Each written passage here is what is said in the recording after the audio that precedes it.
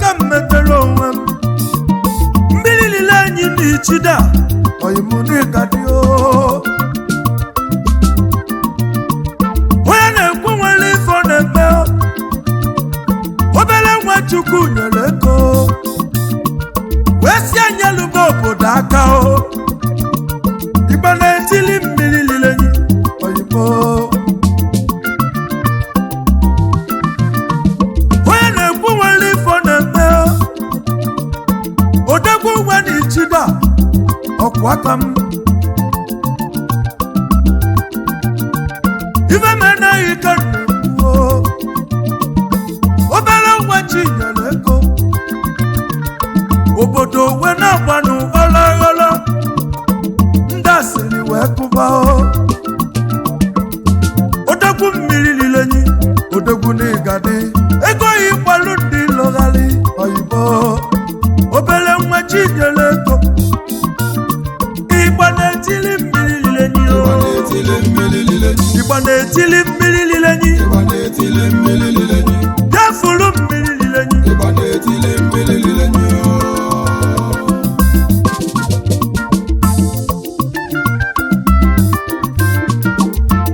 onye na-ekwu okwu ya n'ụwa na o nwere ifo na-eme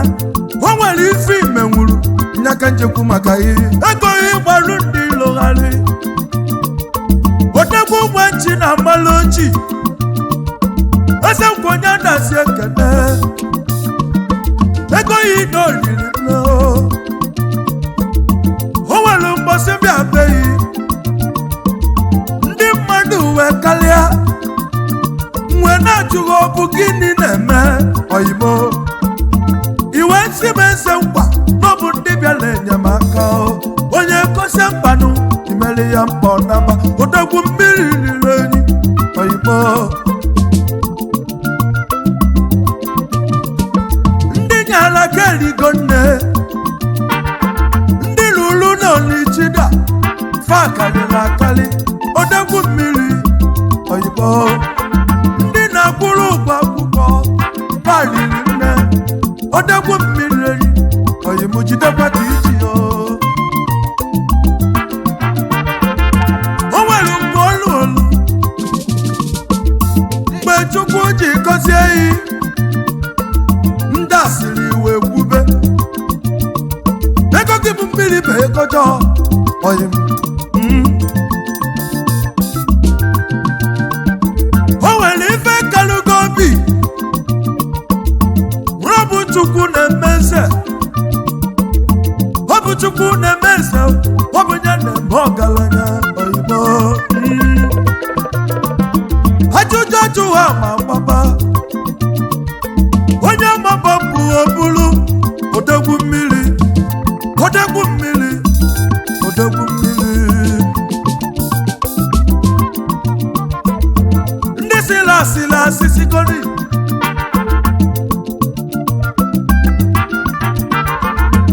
mana tata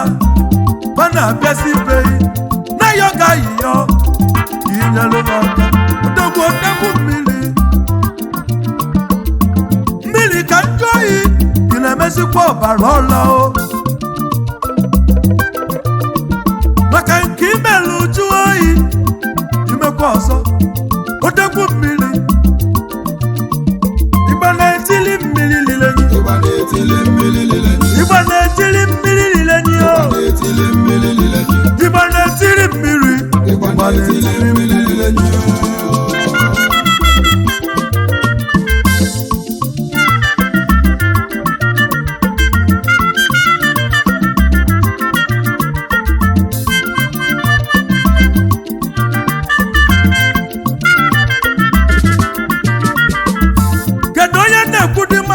ọgaranya onye nnekwu ego Chief Afamefuna Ọkọchukwu odegwu nwa n'ichida odegwu Mmiri Enyi Mmiri Enyi gụrụ akwụkwọ n'ichida gụcha wee jebe bọyị onye ọgbalụ bọyị ka a na-akpọ Chief Samuel Okonkwo Ichida odegwu Esika Nsako n'obi ọ bụ nke bụ CEO Sanseko Nigeria Limited odegwu n'ịkpasiri ike ọ bụ nke kwụbalụ mmiri uhebulu odegwu after ka ọ gbasiri bọyị ọgụ ya setụrụ ya ọfụma o wee kpọba mbọ ndị ilo wee karịa ya alụ mana chi ya nọ n'ụlọ ya agha o mesịa wee merie wee bụrụ odegwu mmiri ija ime onye mụrụ mmiri utu dịka ya mụrụ odegwu ọ bụ Mr. Ọgọchukwu Mọkọ onye ji omena mbụ wee malụ n'Ichida mana ọnwụ melụ ncha baba anabago ọnwụ melụ ncha omena mbụ anabago ejikwu oyibo ka isi nke n'elighị nne yi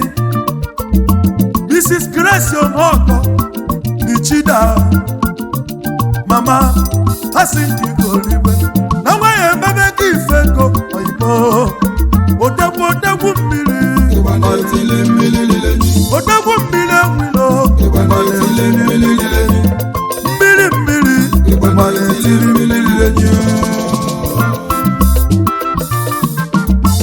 odegwu mmiri ihe na-eme yiri nne oyibo ọkwa aka eze nkwa odegwu okwukwe onye adasi ekene yi ọkwa mbe ga-adịrịrị odegwu ịbụ odegwu oyim ihe na-eme liri nne ọ bụ mmanya ka eji mara na Lagos steeti aka na-ele mmanya gbasiri ike ị na-ele foreign wine na Lagos steeti odegwu mmiri ifi melu liri nne oyim ị na-emekwu London properties ifi na-eme liri nne kọmpini eji mara ụka elika odegwu mmiri eze nkwa na-ekeneghị oyim na ịga dịrịrị onye si jide ka oji nọ na-eme ọfụma odegwu mmiri na Ichida odegwu ị na-eme ọfụma oyim onye bụ na na-achụghị nye bụ onye ga-ada inwelu mmeri odegwu mmiri ndị loyi nọ na nkiri maka ha ma ọnọ ga-eme fama ọnọ ga-eme nwa nwogbe ya bụrụ odegwu mmiri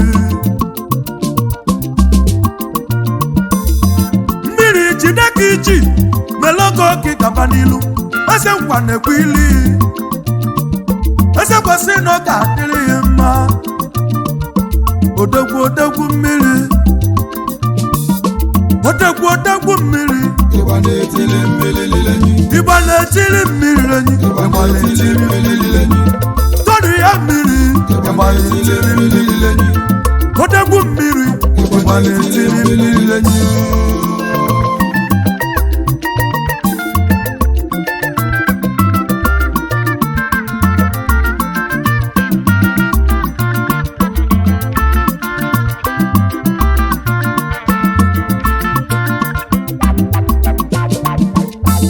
isi nke n'elughị ndị oyi gị niile ndị gị na afa dị na mma maka na etu oyi na oyi si dị ka esi wee lisisi ụkwa wee dobere ya mkpụrụ ya mmiri n'isoro n'egwuo ka nje na n'ọkwa ka nje zute odegwu Chief Sọpụrụ Chukwume na n'ọkwa odegwu ọ bụ nke bụ CEO Esiume and Ventures Nigeria Limited aka mba na nnọkwa odegwu ga-adị Abasino odegwu big name odegwu onye nwekwu ekene oyimunika dio Koya Abasino bomwaka nwa Abasino bomwaka nwa Odegwu Abasino bomwaka nwa Kanje na nọkwa n'ide mmiri Kanje zụta oyimo Mr. Ikenna Emmanuel ene mmụọ ọ bụ gị bụ CEO Masamba God Enterprises Nigeria Limited n'Igadili oyim Masamba big name odogwu na n'ọkwa Olomia Masamba n'Igbo odogwu Masamba okenwa Masamba n'Igbo odogwu Masamba odogwu Masamba n'Igbo odogwu Odogwu mmiri na-echiri ka echichi na nnọkwa n'ide mmiri echiri ka echichi nwanne dị namba na nnọkwa ewe bata n'ichida ewe chie yi aka ji ofe Igbo niile n'ichida odogwu mmiri n'ichizuko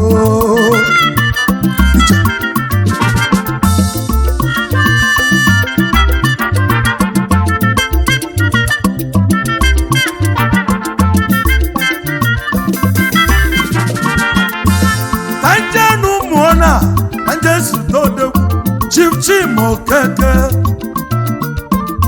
Odogwu CEO Chimasin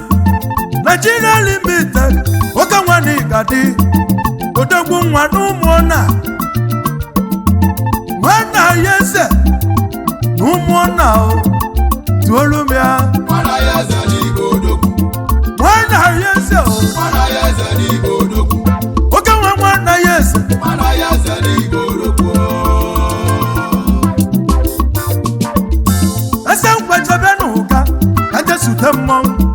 Chief Chukwuemeka Umenia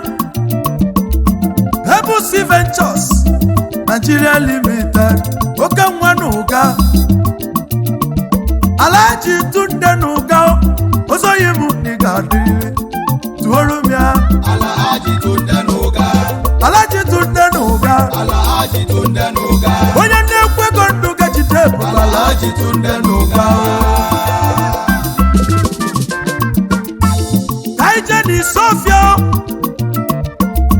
Isofia ka m bataludo onye ka mụ na-achọje ọ bụ Chief Collins Chukwuka ọ bụ gị bụ CEO Grolos Lagos Nigeria Limited oke nwa na-ekene odogwu obiagụ n'Isofia odogwu nwe n'Isofia odogwu n'Igadi Tuolumi obiagụ n'Isofia odogwu obiagụ n'Isofia odogwu ugwe n'obiagụ n'Isofia Kaije n'Osumenyi Kaije zụta odogwu Chief Ikechukwu Mojekwu oke nwa n'Osumenyi ọ bụ gị bụ CEO Jimai Ventures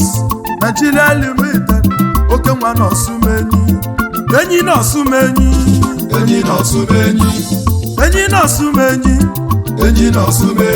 Koya enyi n'Osumenyi Igba na-etili mmiri lilenyi Igba na-etili mmiri lilenyi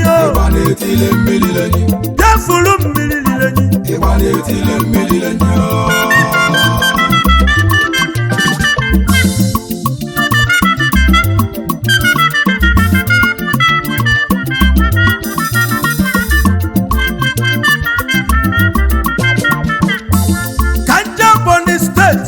zute mmọnwụ Chief Chukwubikede Odogwu Akubigi n'ọgadịrị mma Odogwu Chi Divine onye na-ekwu ego Chairman CEO Imperial Group Limited Former Chairman Distributor April Group of Nigeria odegwu n'igadi onye nnekwu ego tọrọ m akụbigi onye nnekwu ego odegwu akụbigi onye nnekwu ego tọrọ m akụbigi onye nnekwu ego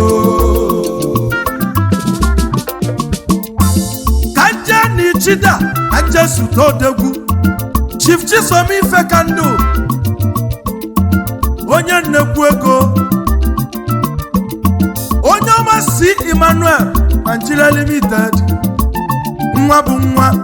odegwu n'ichida Chairman Distributor Grand Fidish and Whiskey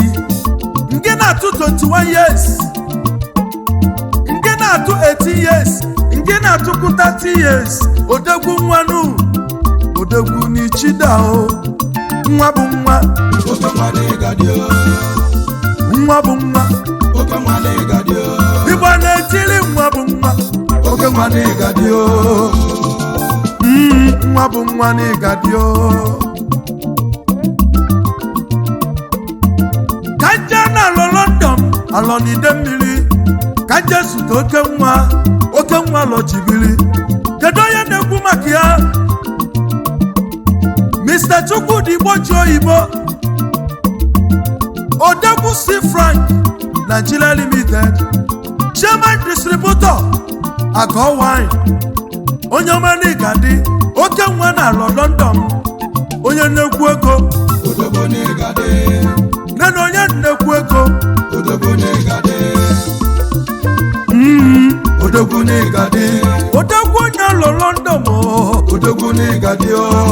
kanja Ebonyi steeti kanja suto odegwu nwa ndị Ebonyi jemife ebube kedu onye na-ekwu maka ya ọ bụ Chief Mr. Chukwubuikede Chi Divine Exclusive Nigeria Limited Chairman Distributor Emperor Brew from Ebonyi State odegwu na-ekenemi Igbo kiri onye nnekwu ego Igbo kiri onye nnekwu ego nene onye nnekwu ego onye nnekwu ego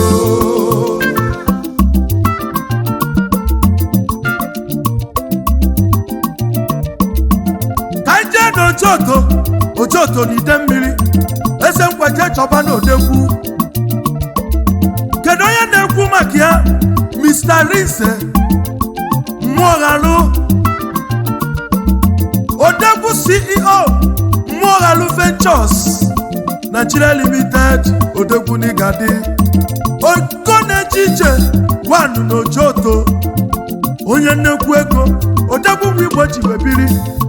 tuolu m ya ego na-eje ije bụ odogwu ego na-eje ije ego na-eje ije bụ odogwu odegwu ego na-eje ije ego na-eje ije bụ odogwu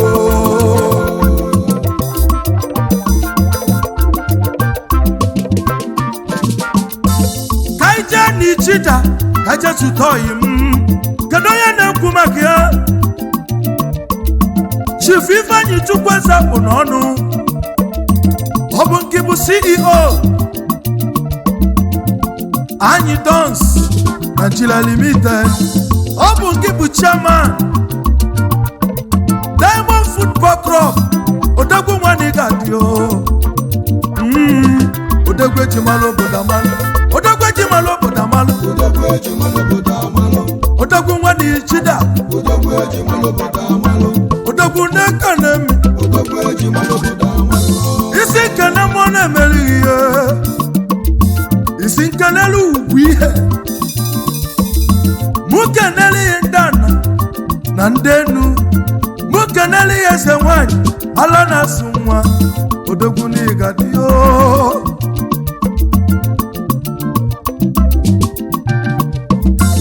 kaije na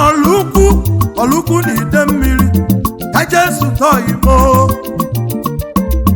Mr. Innocent Chinemelu Ejiofọ oke nwa n'ọlụkwu ọ bụ gị bụ CEO Inno Channel Nigeria Limited oke nwa n'igadi aka na-atụfọli wine n'ụwa niile oji wine eme ọgọ oke nwere ọrụ ukwu odogwu na ị ga-adịrịrị tụọrọ ya onye nnekwu ego onye nnekwu ego n'ọrụ ukwu onye nnekwu ego oji wine eme ọgọ onye nnekwu ego ezekwara na-ekene iyi onye nnekwu ego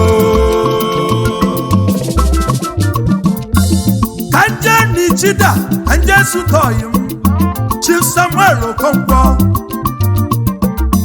odogwu CEO Sansaku Nigeria Limited ezuzo Nzako n'obi odogwu nwa n'ichida onye chichi gadi ezuzo Nzako n'obi onye chichi gadi ezuzo n'ichida onye chichi gadi ezuzo Nzako n'obi onye chichi gadi odogwu mmiri enyi ọgwụkwọ na kọrọ n'ọnụ kenelu m ndoyi gị niile oyi m n'ịgadi odogwu nwa n'ichida jidekwanụ ka iji ife mmehie ma ncha nye ka eze nkwa na-ekwuo oyi m n'ịgadi o ijebe ejebe ị ga-ejelu ịnaba nnaba dị ka analụ onye chere iyi njọ ka ọ ga-afụ mmiri n'ichida